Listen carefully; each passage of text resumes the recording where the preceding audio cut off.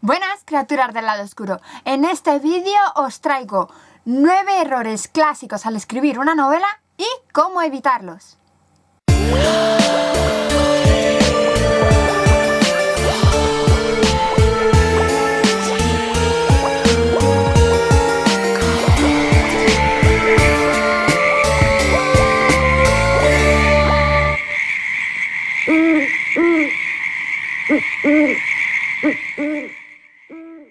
Este es un artículo que encontré hace bastante tiempo en el blog Oficio de Escritor, de Alejandro Quintana. Os voy a dejar el enlace por aquí abajo porque tiene muchos otros artículos muy interesantes, pero yo quería coger el suyo y explicároslo un poquito en vídeo. Antes de empezar con los errores, he de decir que hay muchísimas novelas y bestsellers en el mercado, aunque cumplen estos errores, han sido famosísimos. Conclusión, llegamos al mismo punto de siempre. Estas solo son algunas pautas que os traigo. Podéis hacerlas caso o no. Lo bueno sería que no tuviera ninguno de estos clásicos errores, entre comillas.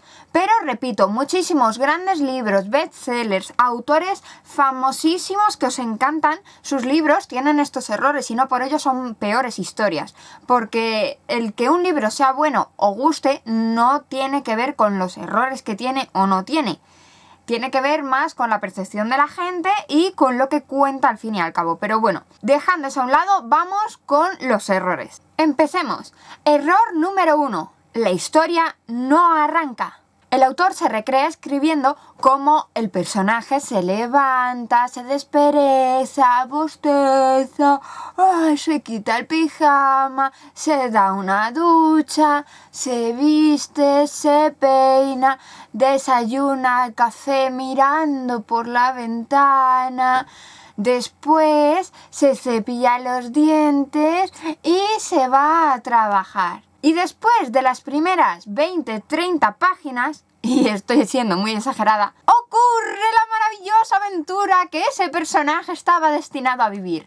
Aventuras que seguramente el lector no vaya a conocer porque se ha aburrido al principio. El comienzo de una historia es algo vital, es lo que atrapa al lector. Si el comienzo es flojo, va muy lento, no cuenta nada o se mezcla con un montón de descripciones que tampoco son muy relevantes para el desarrollo de la obra, tal vez el lector se aburra o se canse y deje de prestar atención a la historia.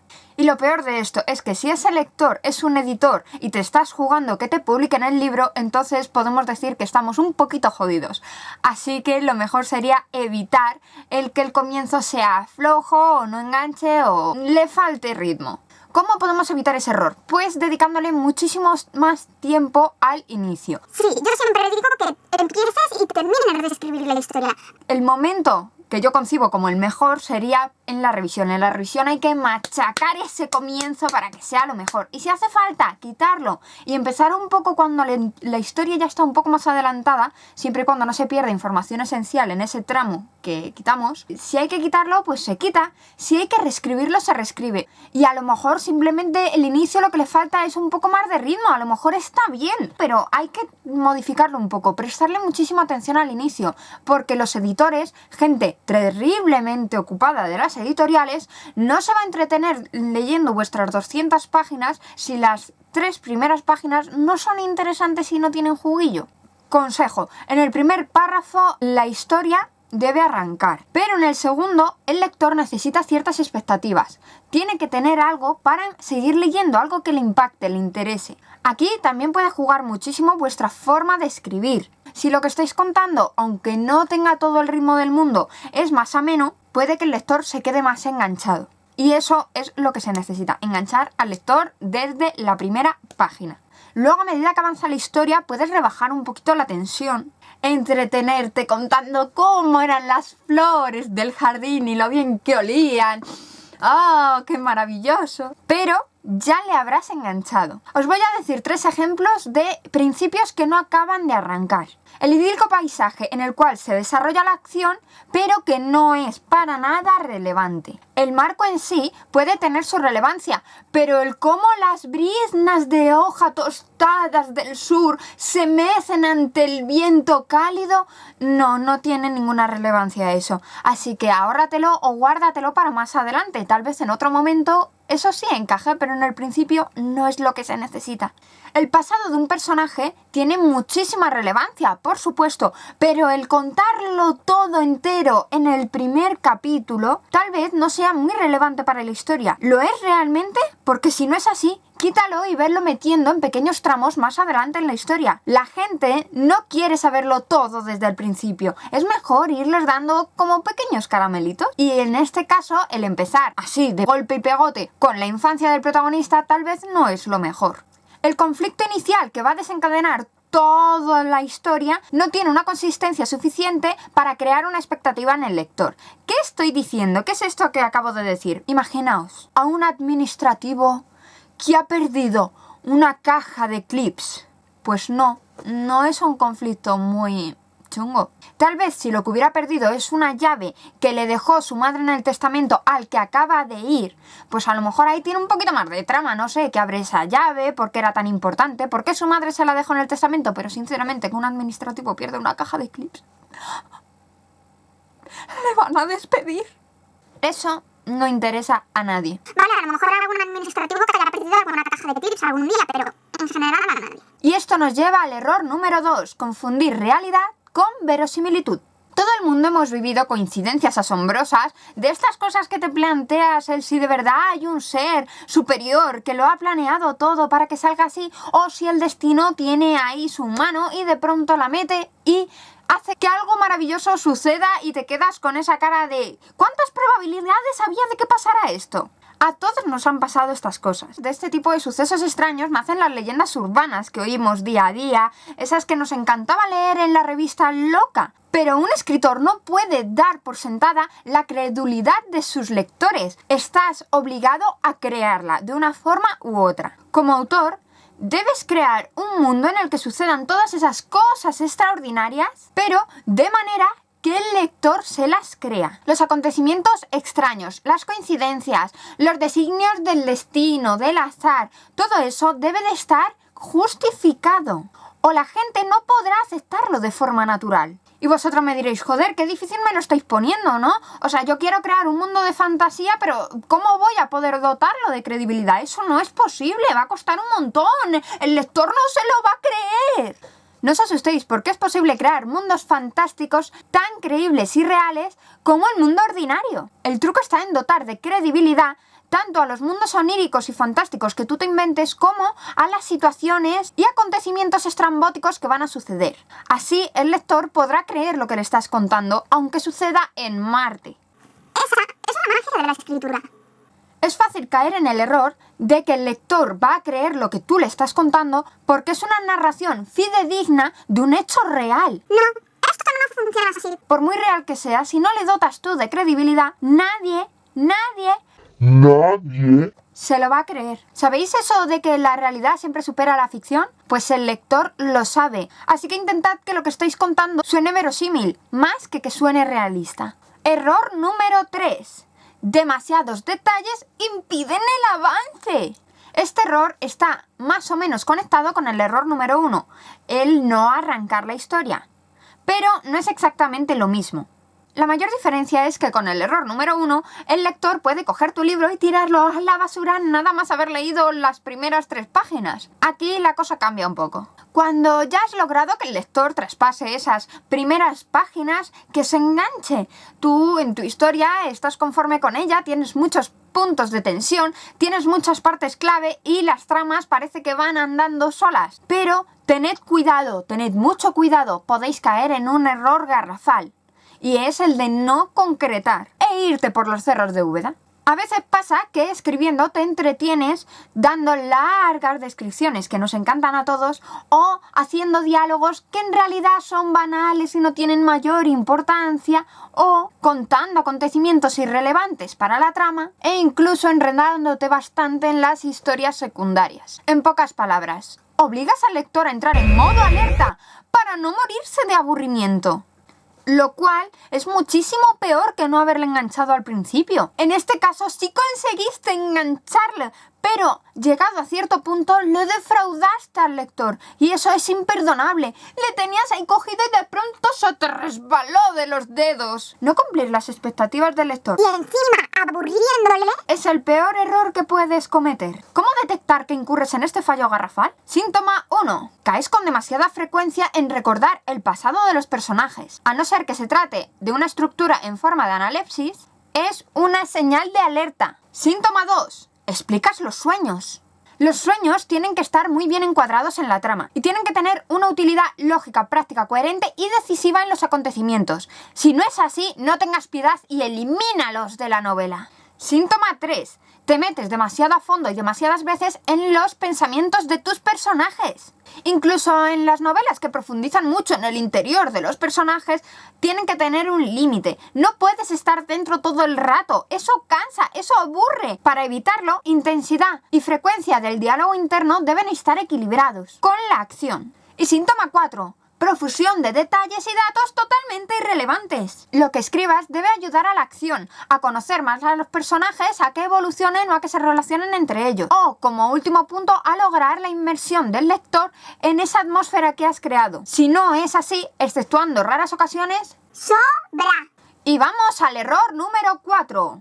Sermonear al lector. Este es un buen momento para que reflexiones en el por qué escribes. Aparte de porque escribir es a veces inevitable, está en tu naturaleza y algo te impulsa a hacerlo, posiblemente hayas llegado a la conclusión de que escribes porque tienes algo que contar. Es el principio básico de por qué se escribe. O porque quieres transmitir algo al mundo. Tu forma de sentir, de actuar, de pensar, de ver la vida. Pues, chicos, tengo una malísima noticia para vosotros, escritores. Al lector no le importa en absoluto tu punto de vista sobre la vida, lo que sientas.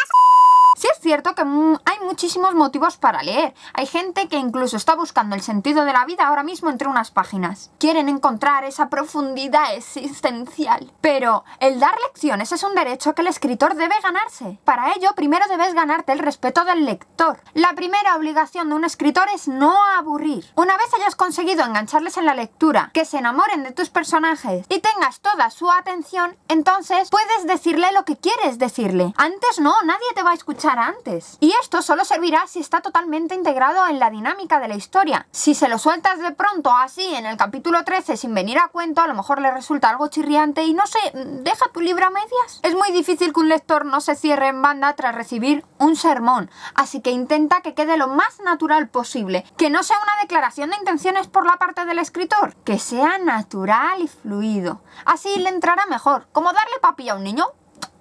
Es como cuando un actor mira directamente a cámara, a menos que sea para romper la cuarta pared y ya tenga mucha carga acogida, se pierde la magia. Y hay que evitar a toda costa que se pierda la magia. Hay algunas variantes del discursito que voy a comentaros ahora. En primer lugar está el prólogo como tratado de la verdad universal.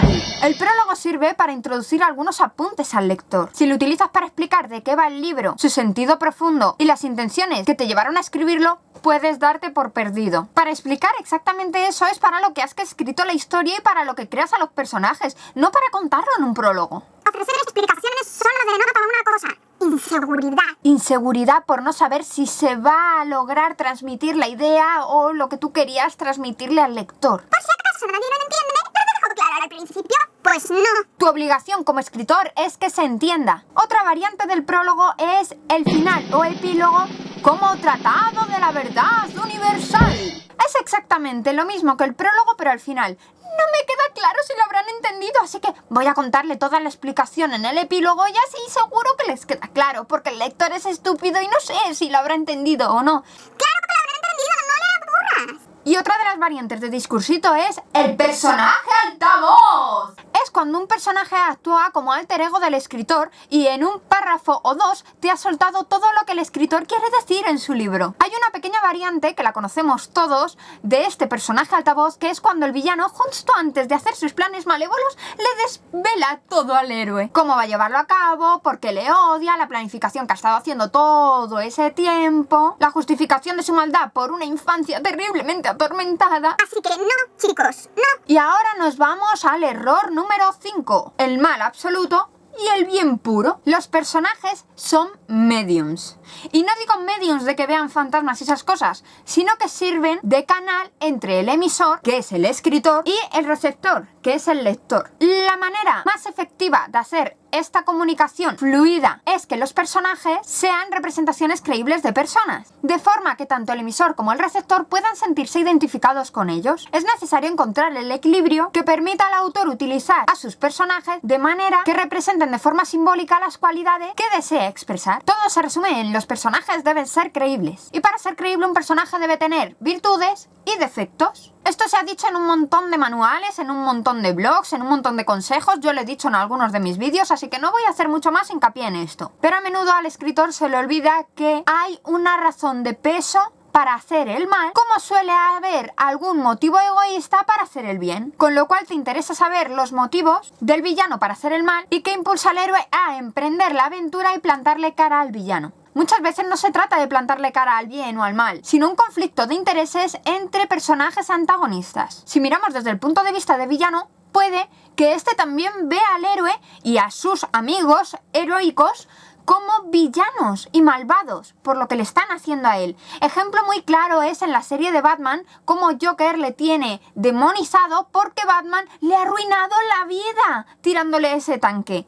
Que sí, que vale, que puede que no le tirara al tanque, pero él lo ve así y él lo siente así. Y esto es lo que repito siempre, que no es necesario hacer malo malísimo al villano, ni bueno buenísimo al héroe. Ambos tienen que tener un poco de todo, porque las personas tienen de todo. Las aspiraciones del villano y las motivaciones del héroe tienen que tener cierta coherencia y no deben ser ni el mal ni el bien absolutos. Cuidado con la siguiente trampa. Vigila que por hacer más humanos a tus personajes, el malo tenga una sola cualidad bondadosa y el héroe un solo defecto. Que el villano ame a sus hijos no lo hace menos malo, igual que no haces más cercano al héroe haciéndole engreído. Esto sería lo mismo que pintar colmillos al cordero y disfrazar al lobo de oveja, ¿no crees? Y del error 5 pasamos al error número 6, ponerse el disfraz de escritor.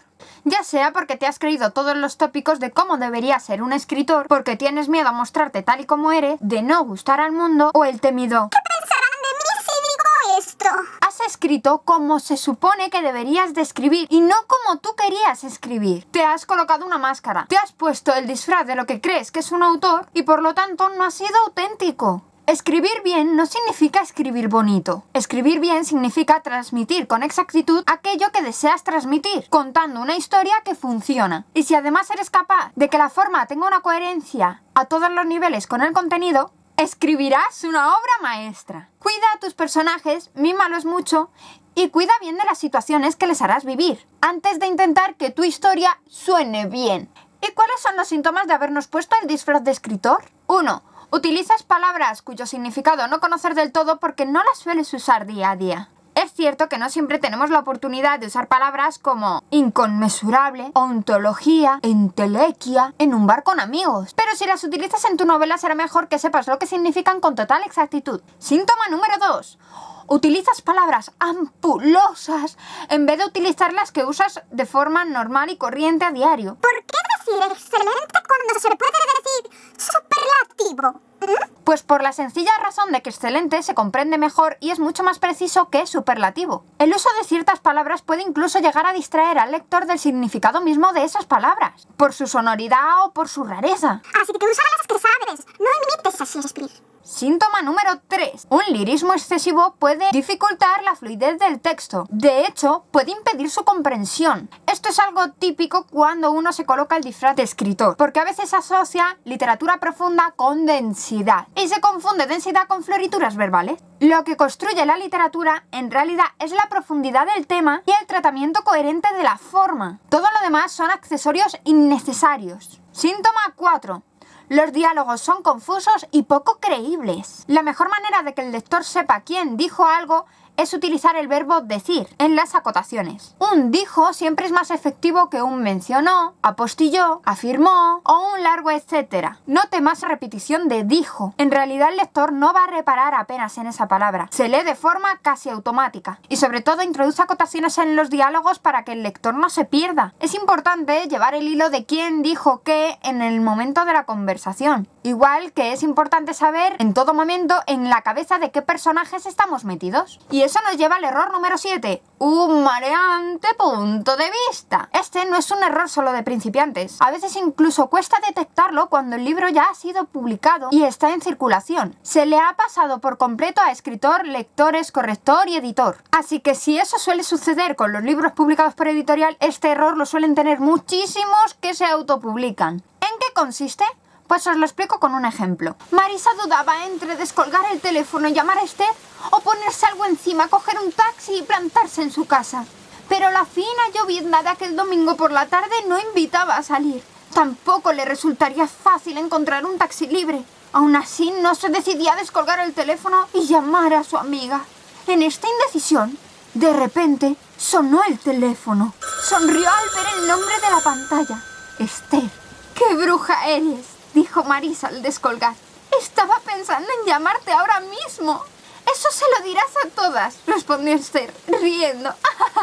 Pero voy a creerte, porque imagino que sabes por qué te llamo. Esther buscó el paquete de cigarrillos entre el desorden de su mesilla de noche. Sintió un cosquilleo en el estómago y pensó en cuánto le gustaban esas tardes lluviosas de domingo en casa. ¡Alarma! ¡Alarma! ¡Cuidado, amigo escritor! Aunque en este texto no lo parezca, acaban de caer en el error número 7. Esta escena empieza desde el punto de vista de Marisa y lo termina desde el punto de vista de Esther. Estamos dentro de la cabeza de Marisa, no en un punto cercano en el cual observamos sus movimientos. Sabemos lo que siente y lo que piensa. Entonces, ¿qué artificio nos ha permitido salir del cuerpo y la mente de Marisa y meternos en el de Esther sin previo aviso? De acuerdo, el narrador puede ser omnisciente y saber lo que pasa y ocurre en todo momento, por la cabeza de cualquiera de los personajes. Pero el lector se va a sentir mareado y descolocado si se salta de un pensamiento a otro, de otro personaje. Llegará un momento en el cual quien saltará de la historia será el propio lector. ¿Por qué? El lector tiene que poder identificarse con un punto de vista y tener la referencia de un personaje para poder vivir las situaciones de la ficción. Este personaje puede cambiar las veces que se desee siempre y cuando pongamos al lector sobre aviso. No basta con una llamada de teléfono para que se pase de la mente de un personaje a la mente del otro personaje. Necesitamos finalizar una escena o secuencia para que el lector entienda que ha terminado y que se puede cambiar de punto de vista. En las novelas corales, en las que el personaje protagonista se reparte entre distintos personajes, es todavía más que necesario tener claro este punto. Tú imagínate una novela en la que pasas en un solo capítulo por la mente de 5, 6 o incluso 7 personajes. Es un lío, mejor dedícale un capítulo a cada personaje y déjalo bien claro al inicio de cada capítulo, para que la gente no se pierda. Pero ¿cómo podremos saber lo que piensan y sienten otros personajes si no estamos dentro de su cabeza? Como norma general lo sabremos por sus acciones o por el diálogo. Si nos lo dice el narrador, ¡mec! ¡Error al tanto! Y del error número 7 vamos al error número 8. Represión y mojigatería. Este tipo de errores a veces se describe como un bloqueo, donde termina la vida privada y comienza la del escritor. ¿Qué contar de la experiencia propia? ¿Algún lector pensará que esto me ha ocurrido en realidad a mí y no al personaje? ¿Hasta dónde tengo que desnudar mis pensamientos y sentimientos? El resultado es un bloqueo que te impide traspasar el primer umbral o avanzar en la historia al llegar a un punto determinado. Pero otras veces sucede algo peor. La falta de naturalidad impide a un escritor encontrar su propio estilo literario. El miedo a... ¿Qué dirán o pensarán de mí si escribo esto? Ha destruido más carreras de escritor que la propia maquinaria de la industria editorial. Donde más se suele notar esta falta de autenticidad es en las escenas de sexo. ¿Por qué se escatiman detalles al lector de las escenas más apasionadas? El solo acto de leer es un acto de voyerismo, uno de los más invasivos. Como lectores nos metemos en lo más íntimo de la vida de los personajes, sus pensamientos y emociones, su pasado más oscuro, sus anhelos más secretos. Pero resulta que al llegar a la intimidad de la alcoba se le niega al lector esa parte de conocer al personaje en ese aspecto. En la vida sexual me refiero. Cierto, a veces es mucho más sugerente insinuar que mostrar, pero entonces tampoco se pueden mostrar otros detalles de su psicología. También habría que sugerirlos. Es, una vez más, una cuestión de coherencia. Ojo, que también puede suceder todo lo contrario y entonces caeríamos en la pornografía. Es ahí donde reside el error, el mostrar mucho de un aspecto y poco o nada de otros. Si insinúas, insinúa siempre. Y si muestras, muéstralo todo. Una variante de esto es el uso de eufemismos. Está muy bien usar sinónimos para depurar el estilo de escritura y no repetir palabras innecesariamente. Pero otra cosa es evitar decir una palabra porque suena fea o suena mal o incluso demasiado gráfica. Di pene y vagina cuando sea necesario decir pene y vagina. y di polla y coño cuando toque decir polla y coño. Tanto si tus personajes están al servicio de tu historia o tienen vida propia, haz que digan lo que deban decir. Ni más ni menos. Ejemplos de eufemismos que estamos cansados de ver. Persona de color, en vez de decir negro o negra. Persona de la tercera edad, en vez de decir viejo o vieja. Decir en el momento del parto, dar a luz, en vez de decir parir, que suena mucho más brusco, pero es lo que hay. Una persona invidente. ¿Un ciego? Estas expresiones se justifican a menudo diciendo que se quiere ser más elegante. Enmascarar la realidad se convierte en un eufemismo cuando la supuesta elegancia está inspirada en la mojigatería o la represión de el que dirán y pensarán de mí. Que el no querer ofender a un colectivo está muy bien. Pues no utilices entonces expresiones como eres un trabajo de negros, les hicieron una judiada o le engañaron como a un cochino. Lo que es ofensivo no es usar ciertas palabras, sino el cómo y el para qué se utilizan esas palabras. De hecho, según lo que digas sobre negros, judíos, homosexuales, puede incluso llegar a ser un delito y comportarte problemas legales. Error 9 y último. Condensar toda una obra literaria en una novela o relato. Es posible que tú empieces escribiendo relatos pues de las ideas que se te van ocurriendo, todos empezamos haciéndolo, pero cuando intuyes que esos relatos no expresan todo lo que tú quieres expresar, es hora de pasarte al formato grande. Un día lees un libro apasionante que te inspira y te motiva para escribir también tu propia novela. Comienzas a tirar del hilo, creas unos personajes y los utilizas para contar eso que llevas tiempo queriendo expresar. Tienes tanto que decir, tantas ideas en tu cabeza, tanta pasión que transmitir e historias que contar que... Vas y lo sueltas todo de golpe. Con suerte tú lo entenderás sin perderte en el laberinto de tu propia creación, porque es exactamente eso, tu propia creación. Pero para de contar ahí porque nadie más lo entenderá. Has volcado todo lo que tienes que decir en una sola historia. En pocas palabras, has confundido una idea para contar algo con un argumento para explicarlo todo. Hablemos de las diferencias entre relato, novela y obra literaria. En un relato explicas algo concreto, que puede contarse en unas pocas páginas. Antes de definir el amor universal, un relato suele captar el amor que se siente hacia la pareja, hacia una madre, un abuelo, etc. Y ojo, que no estamos diciendo que ideas sencillas sean poco profundas. Todo lo contrario, hay relatos muy profundos que te llegan muchísimo. Pero para expresar el amor universal, en vez de un relato, tienes que usar una novela. Usas una historia más compleja para explicar ideas más complejas. Temas que necesitan de muchas más páginas para calar en el lector a un nivel más profundo. Con la novela puedes involucrar al lector en los hechos que los personajes viven. Les puedes transportar a otros estados de conciencia y hacerles sentir determinadas emociones. Influirles a nivel inconsciente para que integren de manera profunda aquello que quieres transmitir. Se podría decir que la extensión y complejidad de una historia está determinada por la extensión y complejidad del tema que desarrollarás en ella o el nivel de profundidad al que quieras llegar. Es cierto que hay autores que logran llegar a muchísima profundidad en relatos breves o novelas cortas, pero eso no es lo normal. Para eso es necesario ser un economista de recursos a nivel maestro y no todo el mundo puede serlo. O sabe serlo. Y sobre todo es tener claro lo que quieres contarle al mundo con tu escritura. Porque teniéndolo claro lo puedes expresar de forma más clara, concisa y repartida en toda una obra literaria, evitando embrollos al decir todo lo que quieres decir en una sola novela. No sé si me lo explico bien.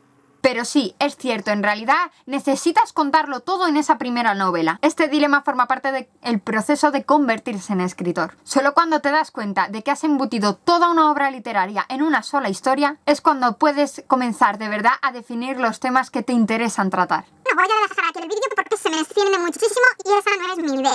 Y para los que hayáis llegado hasta aquí, os recomiendo que echéis un ojo a otros vídeos de la lista de reproducción para escritores en las que encontraréis cómo redactar una propuesta editorial, cómo escribir una novela en un mes, cómo escribir una novela en 10 pasos y muchos otros vídeos que os pueden ayudar, como el del registro de la propiedad intelectual o el de tengo una historia terminada, ¿qué debo hacer con ella? Espero que os guste, le deis al like, comentéis y sobre todo suscribáis al canal para no perderos los futuros vídeos súper interesantes que os voy a traer. Un saludo muy fuerte y hasta la próxima, criaturitas del lado oscuro.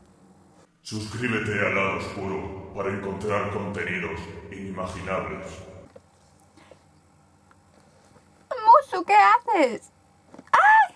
¡Un gato a cámara! Oye, no. No, baja de ahí.